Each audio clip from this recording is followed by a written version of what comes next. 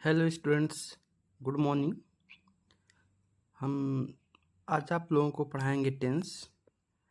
और टेंस के बारे में पढ़ने से पहले आप लोगों से एक छोटा सा रिक्वेस्ट है कि वीडियो को लाइक और सब्सक्राइब ज़रूर कर लें, ताकि आपको ऐसी ही वीडियो मिलती रहें और आप अपने नॉलेज को बढ़ाते रहें, जानकारी को प्राप्त करते रहें। तो आइए हम पढ़ेंगे टेंस। सबसे पहले टेंस की हिंदी क्या होती है? टेंस का हिंदी होता है कॉल।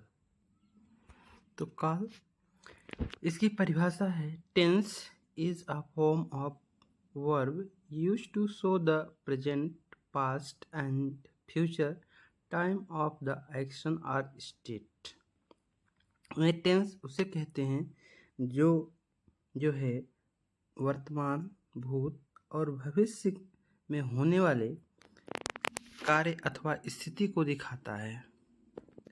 तो यह जो है वर्ब की एक फॉर्म होती है। हम उसी टेंस के अनुसार ही वर्ब के फॉर्म का यूज करते हैं और टेंस के फॉर्म से ही हम पता लगाते हैं कि ये सेंटेंस का अनुवाद जो है किस टेंस में किया गया है। तो आइए हम लोग पढ़ेंगे इसके बाद काइंड्स ऑफ टेंस। ये हैं टेंस के प्रकार। टेंस कितने प्रकार के होते हैं? 3 प्रकार के। नंबर 1 प्रेजेंट टेंस यानी कि वर्तमान काल। नंबर 2 पास्ट टेंस भूतकाल। नंबर 3 फ्यूचर टेंस भविष्य काल।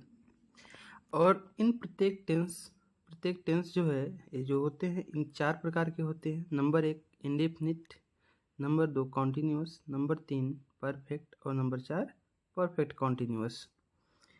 इन्हें प्रत्येक टेंस 4 प्रकार का होने का मतलब है कि पहले प्रेजेंट को लेके हम देखते हैं कि present indefinite tense, present continuous tense, present perfect tense, present perfect continuous tense. और पास्ट, इसी तरह पास्ट के 4 प्रकार होंगे। Past indefinite tense, past continuous tense, past perfect tense और पास्ट परफेक्ट कॉन्टिन्यूअस टेंस। इसी तरह फ्यूचर के भी होंगे।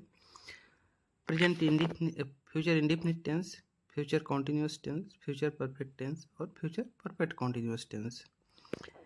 तो इस तरह से प्रत्येक टेंस 4 प्रकार के होंगे। कुल मिलाकर 12 टेंस होंगे। 12 टेंस हम एक एक करके पढ़ेंगे। नंबर 1 प्रेजेंट इंडेफिनिट टेंस यानी कि वर्तमान अनिश्चय काल। इस टेंस में क्रिया का होना या करना वर्तमान समय में पाया जाता है। इस टेंस के हिंदी वाक्य की पहचान क्या है कि हिंदी वाक्य की क्रिया के अंत में ता है, ती है, ते हैं, तो है इत्यादि लगा रहता है। जैसे एग्जाम्पल नीचे आपको दिए गए हैं। वे टहलते हैं, हिंदी वाक्य के अंत में क्या आया है? ते हैं। टहलना क्या है? क्रिया है और वाक्य के अंत में आया है ते हैं। तो ये कौन सा टेंस हो जाएगा? Present indefinite tense. इसी तरह दूसरा वाक्य है वह रोज क्रिकेट खेलता है, हिंदी वाक्य के अंत में क्या आया? ता है। तो ये कौन सा टेंस हो जाएगा? प्रेजेंट इंडेफिनिट टेंस हो जाएगा। बच्चे सुबह में रोते हैं, रोना क्या है? क्रिया है और इसके अंत में क्या लगा है? ते हैं, इसलिए यह भी कौन सा टेंस होगा? Present indefinite tense.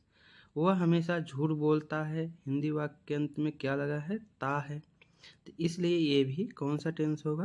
Present indefinite tense होगा। तो इस तरह से हम इस टेंस के हिंदी वाक्यों को पहचानेंगे। आइए अब इस टेंस का हम ट्रांसलेशन करके देखते हैं। पहला सेंटेंस है अफर्मेटिव सेंटेंस। अफर्मेटिव सेंटेंस जिसे हम स्वीकारात्मक वाक्य भी कहते हैं।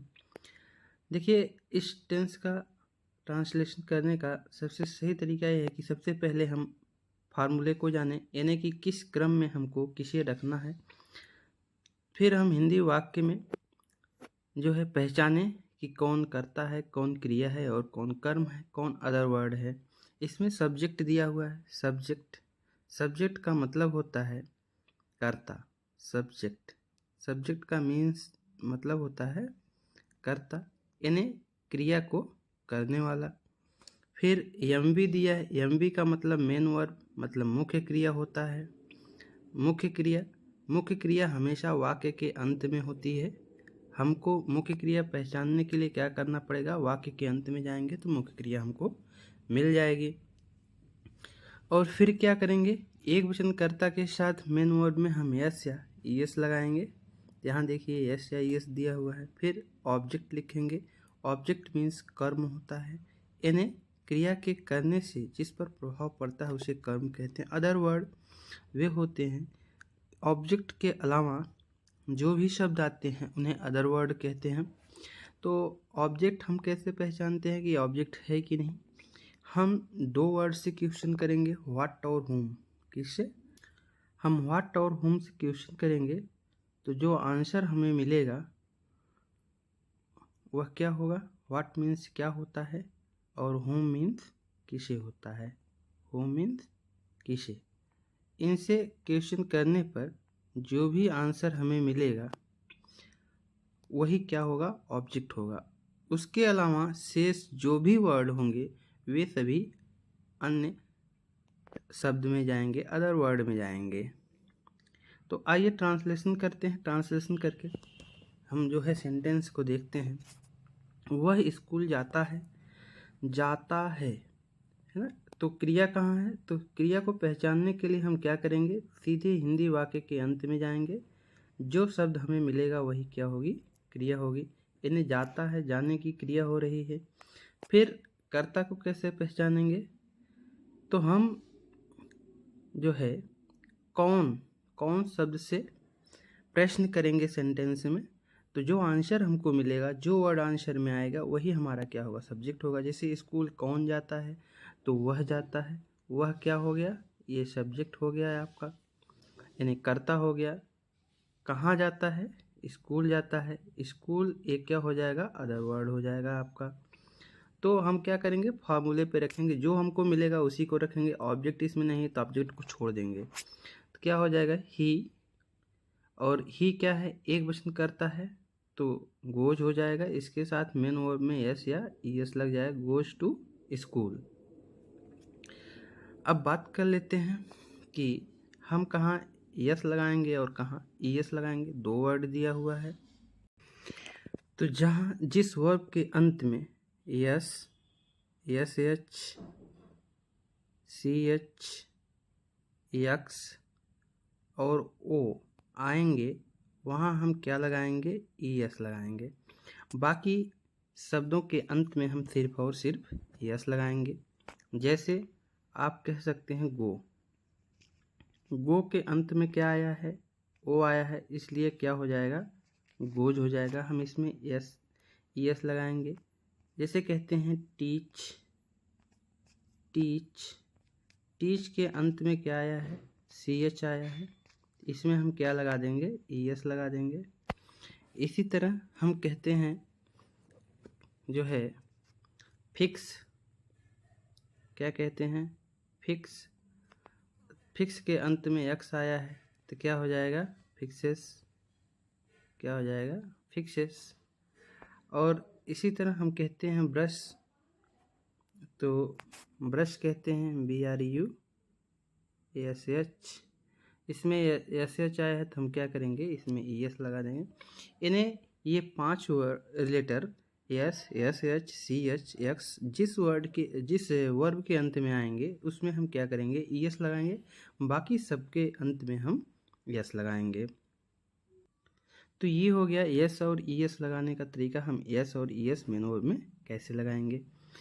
फिर हमारा रूल कहता है कि बहुवचनकर्ता के साथ मेन वर्ब में एस या ईएस नहीं लगाएंगे, जिसका फॉलो दूसरा फार्मूला करता है। सब्जेक्ट प्लस वर्ब की फर्स्ट फॉर्म, मेन वर्ब की फर्स्ट फॉर्म, ऑब्जेक्ट और अदर वर्ड हो जाता है। दूसरा एग्जाम्पल भी दिया गया है आपको। वे क्रिकेट खेलते हैं, वे बहुवचन हैं, इसलिए इसमें देखिए मेन वर्ब के साथ यस या यस नहीं लगाया गया है। इसमें क्रिया क्या है? खेलना, तो ये हो गई वर्ब। सब्जेक्ट क्या हो गया? सब्जेक्ट हो गया वे, और क्रिकेट क्या हो गया? ये हो गया ऑब्जेक्ट। हम क्या करेंगे? फार्मूले के हिसाब से रख देंगे। पहले सब्जेक्ट की अंग्रेजी दे, फिर मेन वर्ब खेलना प्ले, फिर ऑब्जेक्ट क्रिकेट। तो ये हमारा क्या हो जाएगा? ट्रांसलेशन हो जाएगा। इसके बाद आता है निगेटिव सेंटेंस। निगेटिव सेंटेंस का फार्मूला है सब्जेक्ट प्लस डू या does plus not plus verb की first form plus object plus other word. अब यहाँ जो है हेल्पिंग वर्ब आ गए निगेटिव सेंटेंस से ही प्रेजेंट इंडेफिनिट टेंस में जो है सहायक क्रिया का प्रयोग शुरू हो जाता है। डू और डज इसकी दो सहायक क्रियाएं हैं। इन्हें मेन सहायक क्रिया क्या है, डू है, और एक वचनकर्ता के साथ ही सी इट तथा एक वचनकर्ता के साथ हम क्या करेंगे, डज लगाएंगे। एक वचनकर्ता के साथ एक वचन का कर्ता रहेगा तो हम क्या लगाएंगे, डज लगाएंगे। और बहुवचनकर्ता के साथ जो है प्लूरल के साथ जो है हम डू लगाएंगे। तो और फिर क्या करेंगे, डू या डज के बाद नॉट लगाएंगे, फिर वर्ब की फर्स्ट फॉर्म मेन वर्ब की फर्स्ट फॉर्म लगाएंगे, ऑब्जेक्ट और अदर वर्ड लगाएंगे। आइए एग्जाम्पल करके देखते हैं। सीता खाना नहीं बनाती है, इसमें वर्ब क्या है, बनाना, पकाना, तो वर्ब हो गई, यही हमारी मेन वर्ब होगी। इसी में हम इसी का first form second form third form करते हैं। इसके बाद कौन बनाता है, सीता बनाती है, सीता क्या हो गई, सब्जेक्ट हो गई।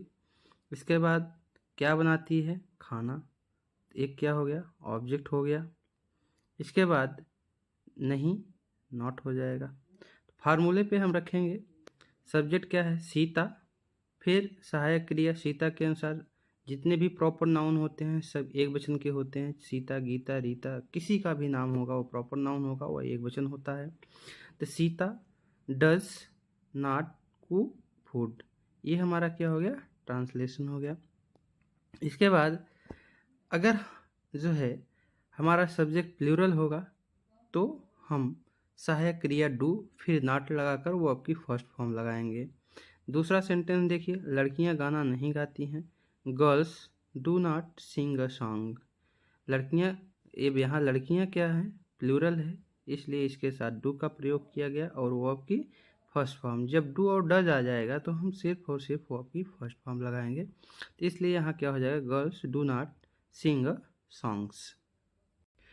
इसके बाद निगेटिव सेंटेंस में ही नेवर वाला एक सेंटेंस होता है। नेवर का हिंदी होता है कि कभी नहीं। क्या होता है, कभी नहीं।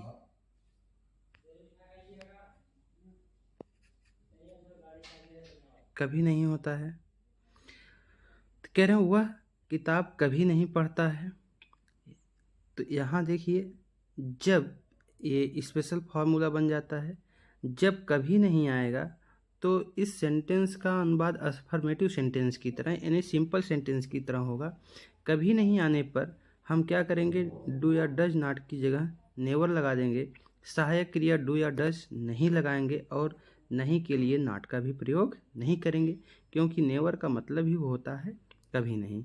इसलिए देखिए इसमें कर्ता क्या है, पढ़ता है, ठीक है, एक क्रिया हो गई पढ़ना, और कर्ता क्या हो गया, इसमें जो है वह हो गया सब्जेक्ट, और इसमें किताब क्या हो गया, किताब हो गया ऑब्जेक्ट, और कभी नहीं नेवर। हम क्या करेंगे, फॉर्मूले पर रख देंगे, ही नेवर रीड्स। अब देखिए यहाँ यस या यस आ गया है, क्योंकि ही एक वचन है। हम अफर्मेटिव सेंटेंस की तरह जो अफर्मेटिव के दो फॉर्मूले उनकी तरह करेंगे, एक वचन करता होने पर मेन वर्ब में एस या यस लगाएंगे और बहुवचन होने पर मेन वर्ब में एस या यस नहीं लगाएंगे। यहाँ पर देखिए फॉर्मूले में यस या यस लगाना चाहिए, फर्स्ट फॉर्म में यस या यस, फर्स्ट फॉर्म में क्या लगाएंगे, यस या यस, ठीक है।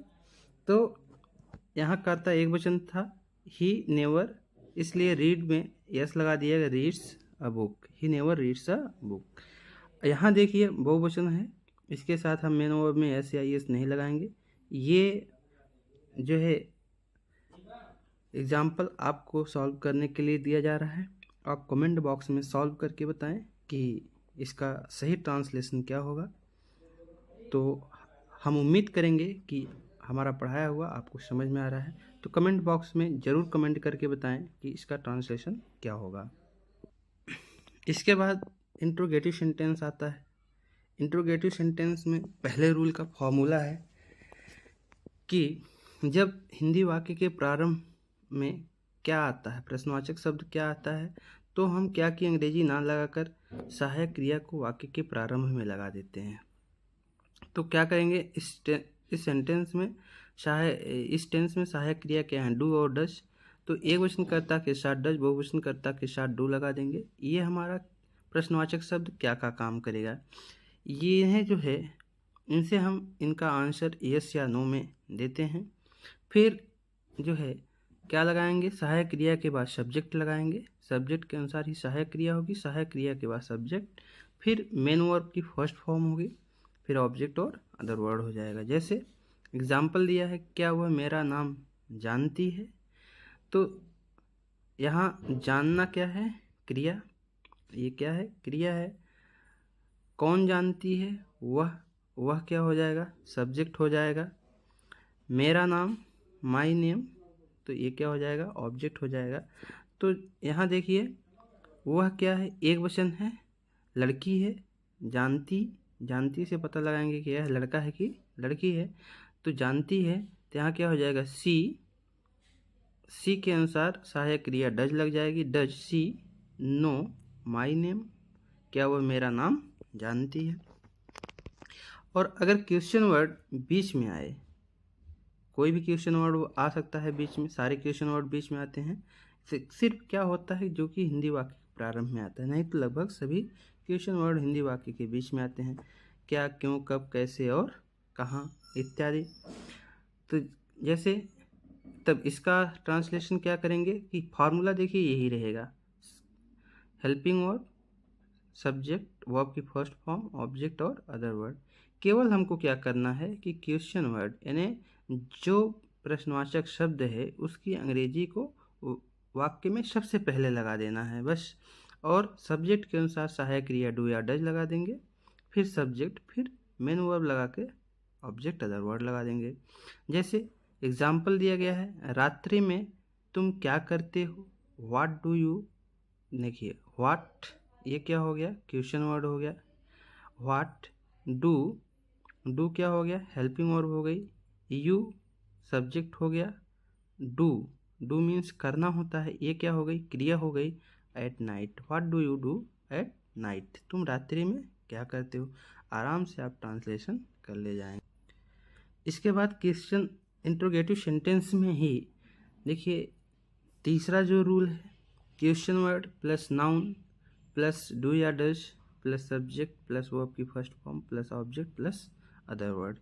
इन्हें कुछ क्वेश्चन वर्ड्स ऐसी होती हैं जिनके साथ कोई ना कोई नाउन जुड़ा होता है, तो ट्रांसलेशन करते समय उस क्वेश्चन वर्ड के बाद आने वाली नाउन को हम उसके साथ ही रखते हैं। फिर सब्जेक्ट के अनुसार सहायक क्रिया डू या डज लगाते हैं, फिर सब्जेक्ट, फिर वर्ब की फर्स्ट फॉर्म लगाकर ऑब्जेक्ट या अदर वर्ड लगा देते हैं। तो आइए देखते हैं एग्जाम्पल, वह कौन सी किताब पढ़ता है। अच्छा, एग्जाम्पल देखने से पहले हम जान लेते हैं कौन कौन से वो क्वेश्चन वर्ड हैं। जैसे कितना क्या है, कितना है, कितना की अंग्रेजी होती है हाउ मच। यानी कि जब जो है कोई चीज़ क्वांटिटी की बात की जाती है किसी चीज़ की, तो हम हाउ मच का यूज़ करते हैं, लेकिन जब वह काउंटेबल होती है तब हम किसका यूज़ करते हैं, हाउ मेनी, कितने, जिसकी हिंदी होती है कितने। और विच मीन्स होता है कौन, और हुज। तो ये क्या है, ये ही वे क्वेश्चन वर्ड हैं जिनके बाद नाउन आता है, फिर सब्जेक्ट, फिर हेल्पिंग वर्ब आती है, फिर सब्जेक्ट, फिर जो है वर्ब आती है। तो आइए एग्जाम्पल देखते हैं, वह कौन सी किताब पढ़ता है। तो यहाँ देखिए क्रिया क्या है, पढ़ना क्या है, क्रिया है। और क्वेश्चन वर्ड क्या है, कौन सी क्या है, ये है क्वेश्चन वर्ड, ये है। और किताब क्या है, किताब जो है इससे संबंधित नाउन है। वह क्या है, ये है सब्जेक्ट। यानी कि जो नाउन होगा वह जो है क्वेश्चन वर्ड के तुरंत बाद ही आएगा, यानी कि क्वेश्चन वर्ड के बाद आने वाले नाउन को हम उसके साथ ही रखेंगे। तो क्वेश्चन वर्ड क्या है, कौन सी, विच बुक, अब सब्जेक्ट क्या है? ही के अनुसार सहायक क्रिया डज ही रीड, यानी which book does he read, वह कौन सी किताब पढ़ता है। इसके बाद देखिए क्वेश्चन वर्ड हु आ जाता है, चौथा रूल है। अगर क्वेश्चन वर्ड हु आ जाता है तो इसका अनुवाद करने के लिए हमको जो है क्या करना है, क्वेश्चन वर्ड हु आने पर सेंटेंस का अनुवाद अफर्मेटिव की तरह किया जाता है, यानी कि अगर जो है प्रश्नवाचक शब्द हु आया है, इसका अफर्मेटिव की तरह अनुवाद क्यों किया जाता है? क्योंकि यही कर्ता का भी होता है और यही जो है क्वेश्चन वर्ड भी होता है। क्या होता है? यही क्वेश्चन वर्ड होता है, यानी दोनों का काम हु करता है। इसलिए जैसे आप कह रहे हैं तुम्हें अंग्रेजी कौन पढ़ाता है, देखिए पढ़ाने का काम कौन के द्वारा किया जा रहा है, इसलिए यही क्या है, यही हमारा प्रश्न पूछने का भी काम कर रहा है और कर्ता का भी काम कर रहा है। इसलिए इसका अनुवाद करते समय हम क्या करेंगे, सहायक पहले प्रश्नवाचक शब्द लगाएंगे और फिर वर्ब की फर्स्ट फॉर्म यस या ईएस, फिर ऑब्जेक्ट, फिर अदर वर्ड लगाएंगे। जैसे हु, इसके बाद इसमें वर्ब क्या है, वर्ब जो है पढ़ाना है, टीचेस, ऑब्जेक्ट क्या है, you, English, who teaches you English, ये हमारा क्या होगा, ट्रांसलेशन हो जाएगा। इसमें सहायक क्रिया डू या डज का प्रयोग नहीं करेंगे। इसके बाद इंट्रोगेटिव नेगेटिव सेंटेंसेस आते हैं। इंट्रोगेटिव नेगेटिव सेंटेंसेस का अनुवाद हम इंट्रोगेटिव सेंटेंस की तरह ही करेंगे। देखिए डू या डज का प्रयोग सबसे पहले, यानी जिसके वाक्य के प्रारंभ में क्या आएगा, फिर सब्जेक्ट, फिर नॉट, फिर वर्ब की फर्स्ट फॉर्म, फिर ऑब्जेक्ट आएगा। जैसे क्या वह मेरा नाम नहीं जानती है, डज सी नॉट, यानी नॉट को हम कहाँ लगाएंगे, इसमें अफर्मेटिव सेंटेंस में, सॉरी निगेटिव सेंटेंस में हम डू या डज के बाद लगाते थे, लेकिन इंट्रोगेटिव नेगेटिव सेंटेंसेस में हम सब्जेक्ट के बाद नॉट का यूज़ करेंगे। बाकी जो है इंट्रोगेटिव सेंटेंस की तरह ही इसका अनुवाद किया जाएगा। Does she not know my name, ये देखिए ट्रांसलेशन हो गया। फिर दूसरा देखिए क्वेश्चन वर्ड जब बीच में आएगा, इसका भी अनुवाद हम उसी तरह करेंगे जैसे पहले कर आए हैं, केवल नॉट हम सब्जेक्ट के बाद लगा देंगे बस। जैसे वे सुबह में क्यों नहीं टहलते हैं, why do they not walk in the morning, ये क्या हो गया, इसका ट्रांसलेशन हो गया।